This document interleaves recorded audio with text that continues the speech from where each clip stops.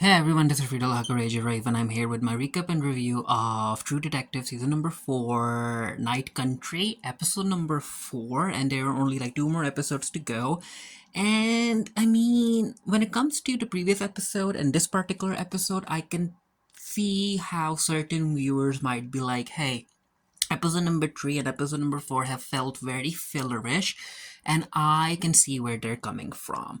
Like, I'm someone who likes character work, like knowing a bit more about characters and having them go through certain emotional trouble, but I can also see how such episodes can come across as fillerish. Like, if you think about it, I think like one entire episode could be edited out in a way. But hey, it is what it is. Only 2 more episodes left, so let's see where this show goes and what kind of answers it ends up giving us. So episode number 4 basically opens up with Danvers basically having trouble going to sleep because of the Annie video that they found in the previous episode, with her basically like screaming before she dies and yada yada yada. And as Danvers is going through the video, at the end of the video, she kind of notices like these bones frozen in ice. Danvers gets a call from Peter, and Peter is like, hey, those people from Anchorage are here to take away the bodies over in the ice ring. And Danvers is like, hey, don't worry about it, I'm on my way. And also Danvers' boss and on again, off again romantic interests there as well. And Danvers is like, damn it. But as she's on her way, she notices Julia. She's practically naked, just walking around, and Danvers like, oh no, I have to handle this situation first. So she tells Peter to handle the ice rink situation by himself, and she stops the car, she gets out, she has a jacket, and she tries to make Julia wear the jacket. And of course, Julia is going through something. She's going through an episode, and Navarro kind of comforts her, and Danvers comforts her, and of course she goes on to call Navarro about Julia. Julia seems to have settled down a bit. Navarro's there, and yeah, Navarro is basically ready to take Julia to a facility, and she promises that it's gonna be okay this time. And Navarro thanks Danvers, and Danvers like, you do know that my boss is here over at the ice rink. And Navarro's like, oh no, he's not taking the case away from us, is he? Danvers like, no, no one is taking the case away from us. We are still on the case, Navarro, but right now you need to go and handle your sister. Peter ends up talking to Danvers about how he ended up finding another guy who seems to have similar injuries to the Salal man, and his name is like Otis something. And Danvers like, okay, good work, look into him. And Navarro's boss comes in. I think his name is Ted. I could be wrong, but let's just call him Ted to make it easier on me. So Ted is like, yeah, I'm here. I'm gonna stick around for a bit. And Danvers like, why would you stick around? I'm here.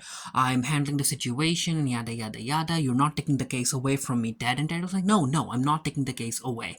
And Danvers like, oh, just so you know, the men over in the ice ring, they ended up dying before they froze to death. And Dad is like, how the heck do you know that? And Dad was like, well, I ended up doing like a pre-forensic assessment. And he's like, what the heck does that mean? Dan was like, oh, whatever, dude. But yeah, I get that you're in town, but I'm just wanting I just want you to know that I'm going to treat this as a murder case. Navarro ends up taking Julia to a facility, and the facility is called the Lighthouse, and apparently they're kind of better in the sense that they let the residents keep their cell phones and whatnot. And Navarro's like, hey, I'll be in contact with you, and it's Christmas Eve anyway, and in the morning I'll come and we'll celebrate Christmas, and I'll bring you gifts, and I'll also bring you your $20 Oreo cookies. Okay, Julia, sounds good? And Julia's like, yeah, sounds good. The guy who had similar injuries to the Salal man is named Otis Hayes, and yeah, he's a German national. However, there's not a lot to know about him, and yada yada yada. And now, yeah, so they're basically looking for 2 people. They're looking for Clark, and now they're also looking for Otis Hayes. Danvers ends up talking to Navarro about the video, the Annie Kotak video, and yeah, Danvers like, you did notice about the bones in the ice. What could they be? Fossils? And Navarro's like, yeah, maybe fossils, but then again, there are no ice tunnels here, right? And Danvers like, yeah, that would mean that Annie was killed somewhere, and then her body was dumped in town. We need to figure out the ice tunnel situation, like ice tunnels that have fossils in them. As for Peter, Danvers' dad, of course, he's at the airport waiting for his so-called fiancée, and of course she never shows up, like, duh. Danvers has an idea about who might be able to help them with the ice tunnel thing, and she asks Navarro to drive her. So as they're driving, they talk about praying and stuff. And Navarro's like, "You do pray, don't you, Danvers?" And Danvers like, "Yeah, yeah, I used to pray when I was very, very young. My dad told me that if we pray hard enough, my mom, nothing would happen to my mom. But no, she died." And Navarro's like, "Well, maybe you didn't pray hard enough." But yeah, you can like the narrative continues to keep us telling that Danvers doesn't really believe in heaven and hell, in praying and stuff, while Navarro does. They reach the particular house that they're supposed to go to, and Danvers like, "Navarro, stand in front of me," and Navarro's like, "What do you mean?" She's like, "Just do it." And this woman opens up the door, and yeah, this is where Navarro figures out that yeah, Danvers ended up sleeping with the geography teacher, which like the geography teacher basically cheated on his wife, I guess, which ew, no, ew, dude, ew. The geography teacher, I think his name is Adam, he ends up telling Navarro and Danvers that yeah, there are no ice caves in this region. However, there could be some of them like nearby. There's like an entire map of them, and the Danvers like, "Okay, then get me the map." And Adam was like, "No, I can't right now. It's Christmas Eve. Everything's closed. However, I can kind of look into it through via a database." And this is where we find out that the caves were mapped by a guy named Otis Hayes. And Danvers like, "Yeah, Otis." So they're like, "Do you know him?" And that, yeah, of course, Danvers kind of knows him because Peter is looking into his situation. So they're like, "Okay, hand us over the maps and stuff, and we'll check it out. Thank you, Adam." Things aren't really going good for Julia, even though she's like in the facility. She's in her room. She ends up seeing an orange rolled on the floor, and she goes to pick it up, and then she ends up seeing the dead body of her mom under her bed. Peter's dad comes back to the office, and this is where Peter is like, "Okay, so your fiance didn't show up?" He's like, "No, not really. Maybe something happened. Maybe she's not getting her cell phone reception. Her mom's health is very, very bad, right?" And this is where Peter is like, "Dad, you haven't sent her any money, have you?" And of course, his dad doesn't answer. Instead, he changes the subject, and he's like, "Hey, I've got free time, so can I come over for Christmas and stuff?" And Peter's like, "Yeah, yeah, I would like that." Navarro goes to meet up with Rose, and Rose has like, she's all gussied up. She's made a nice dinner and yada yada yada. And this is where Navarro's like, "Okay, Rose, you have to tell me about you. Who were you before Alaska?" And this is where we get to learn about Rose being a professor, teaching at a university, and writing all of these research papers. When one day she was like, "You know what? This is enough. This isn't the life that I want to lead," and she just left everything. Danvers ends up getting a call from Kate over at the mine offices, and it turns out that it's a case of vandalism. And yeah, Liz is responsible. So apparently, Liz ended up spray painting the word "murderers" on the office doors. And Danvers like, "Kate, please don't press charges. It's Christmas Eve. I'll have someone come over in the morning to clean everything up, and your workers won't even know what happened." And Kate is like, "Okay, fine." We get a scene where Navarro and Julia are talking on the phone, and you can tell that Julia is not in at the facility, but Navarro doesn't know that. And I'm like, she should have, considering like all of the cold air around Julia, she should have figured it out. But oh well, plot convenience, I guess. Or maybe the phone kind of deleted the extra noise or something. But yeah, Julia's like, "Yeah, I'll see you tomorrow." But of course, after she hangs up, Julia takes off all her clothes. She folds them in kind of like the same way the men over at Salal folded them, and then Julia just walks into the frozen sea. Of course, Danvers is angry at over what Liz did, and Liz is like, "You know what? I'm just gonna go. I'm not gonna spend Christmas Eve with you." And Danvers is like, "Where the heck are you gonna go?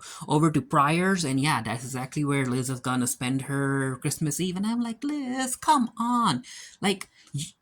I get why Liz did what she did, but she also has to understand that it was still an act of vandalism, right? She has to understand where Danvers is coming from. But then again, Liz is a teenager. Of course, she's not going to listen to Danvers. So yeah, Kayla ends up coming in to pick her up. with Liz out of the house and Danvers having thrown the turkey that she was gonna prepare for Christmas, she ends up focusing on the case. So she goes over the Annie Kotak video, and at the end she notices a flash, and then she ends up going over the video of the Salal men, and then she notices the flash over there. So according to Danvers, it's as if like the power cut out. So she calls Navarro, and Navarro's like, "How the heck was there any power over inside the ice tunnels?" Danvers like, "I wouldn't know.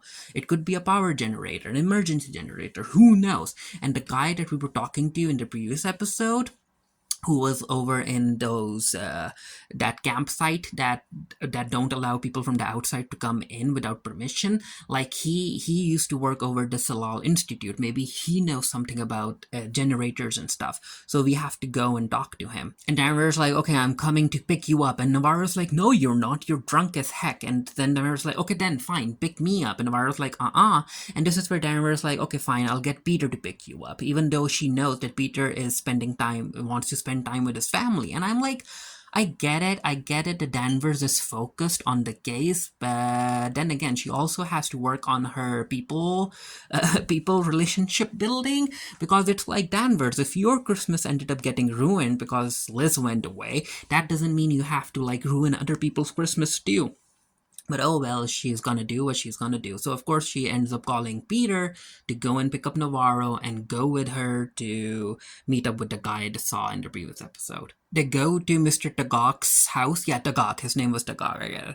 So they go in, there's no answer, and yeah, it turns out that he probably left. His gun is still there, the food's frozen, and they end up seeing the spiral on the floor. They also, like, Navarro ends up finding a stone that has a spiral on it too.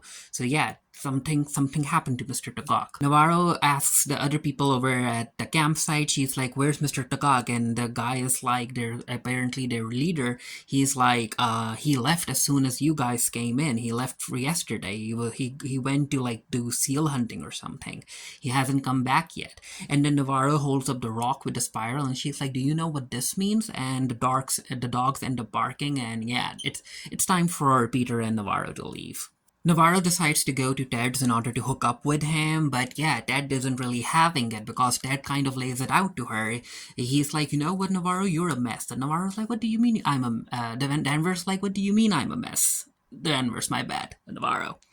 Yeah, the names. I still can't get into the names. I don't know why. What's up with True Detective and me not getting the names? There aren't even a lot of characters for me to remember, but for some reasons, I'm still confused by the names when I do these recaps. Again, I don't know why.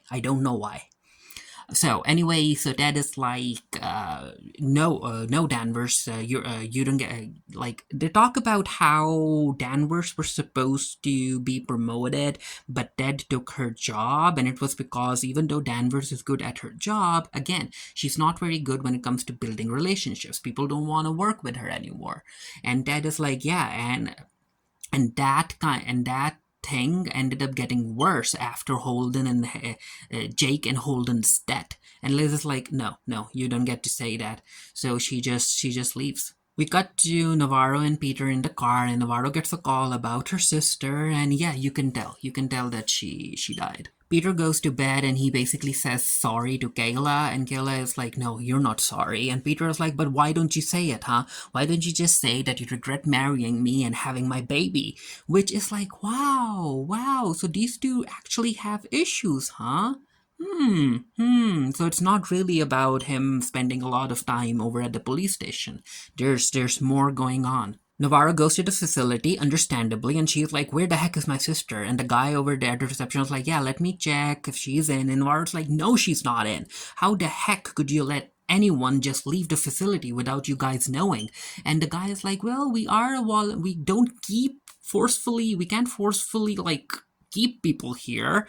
And yeah, I'm like, really, dude, really? Even if you can't keep people there by force, at least keep an eye on who leaves and who comes in and who leaves, right? But yeah, Julia's dead now. On her way to the facility, she does end up seeing the guy who was at the bar, and at first she ignores him, but after coming back from the facility, she's like, "No, I need to do this." So she parks her car, she goes out, and she like starts beating the guy up, and there are like two other guys with him, and Navarro's like, "Navarro, Navarro, no, that's like three men versus you.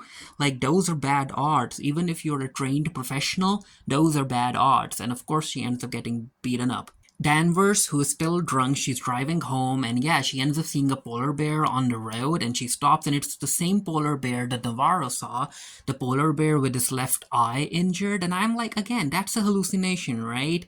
I think it is, and there's something to do with polar bears. I want answers. 2 more episodes to go. I need answers. Navarro goes to Kavix, and Kavix is like, who the heck is in my house? So he comes down with a gun, and he notices that it's Navarro. He's like, "What the heck happened?" And she ends up telling him that she got beaten up, and Kavik tries to like tend to her injuries and yada yada yada. And as he's doing that, this is where Navarro asks Kavik, like, "Why are you alone?" Kavik is like, "I'm not alone," and she's like, "No, you're alone. I'm alone. Danvers alone. Everyone's alone."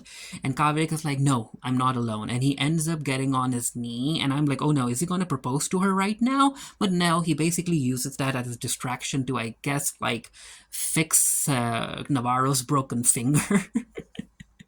But yeah, Navarro's like, fuck you, fuck you, fuck you. And Kavik understands what she's feeling, especially with Julia being dead, and he just hugs her. Navarro goes to meet up with Danvers, and Danvers like, what the heck happened to your face? And Navarro's like, well, something happened. And as she comes in, she notices the box that Danvers is going through, and Navarro notices the little polar bear, and that ends up making her remember the flashback she had of a young kid telling her to tell her mom something, and she's like, that's Holden's polar bear, right? And Navarro's like, no, you don't get to do this with me. There are no such things as ghosts and yada yada yada. People die and they move on. There's no heaven, there's no hell. And Navarro's like, then why the heck are you holding up to the little teddy bear, the polar bear? And Danvers like, okay, fine. And she throws the polar bear out, and Danvers like, are you happy now? And this is where Navarro tells Danvers that Julia died, and Danvers like, oh no, I'm so sorry. And Navarro's like, yeah, that's what happens. The curse gets to us one by one, and I think I'm next. And Danvers like, no, you don't get to say that. You're an intelligent woman. You don't have to believe in all of that. And Navarro's like, but that's the truth, right? That's what's happening. And this is where Danvers brings up how Navarro ended up seeing something in the Wheeler, I think the Wheeler case, it was called the Wheeler case or something, the case that they worked on, the domestic abuse case. And Navarro's like, no, I didn't see anything. And Navarro's like, no, you're lying. You saw something. You saw a ghost. You saw something there. And again, Navarro's like, you know what? I'm just gonna go. So she goes, and as she's going, this is where Danvers ends up getting a text message, and she rushes out to Navarro, and she shows a picture that was sent him, and yeah, that seems to be Clark just wandering around in the snow. So apparently, Clark seems to be in an area that's called the Dredge, and the kids used to go there to explore and stuff, and even Navarro went there, but then it got abandoned, and it's just rotting away. And Danvers like, just like us, right? And I'm like, Danvers, get over yourself. Inside the facility, they end up noticing a man run away, and Danvers gives chase, and Navarro's after her, but then Navarro ends up getting a vision. She looks down, and it's like Julia's body just floating away, and of course Navarro has to follow her vision. Danvers ends up getting to the guy that was running away, and it turns out that it's not Clark, it's like actually Otis, who is wearing Clark's jacket. And Danvers like, who gave you this jacket? Otis, who gave it to you? Where is Clark? And Otis was like, Clark's not here. He went down to hide again. We are all in the night country now. He's not basically making any sense. And while that's happening, Navarro ends up following her vision to a Christmas tree and a radio playing, and she ends up seeing again a ghost. She sits down and she's just there, and Danvers finds her, and we see Navarro bleeding from her right ear, and yeah, that's where the episode ends. And again, even though I found it to be enjoyable, because again, I like character focused moments, I can still understand why certain viewers might consider this as another filler episode. And yeah, let's see, like Clark went down, so apparently he went down in the ice tunnels, so Navarro and Danvers have to give chase. And as far as the ghost stuff and the spiral stuff and the link to season number 1 of True Detective is concerned, I hope that the answers that we get are satisfactory. I really, really do. But yeah, let me know what you thought of the episode down in the comment section below. And until next time, stay happy, stay safe, stay blessed. See you guys later.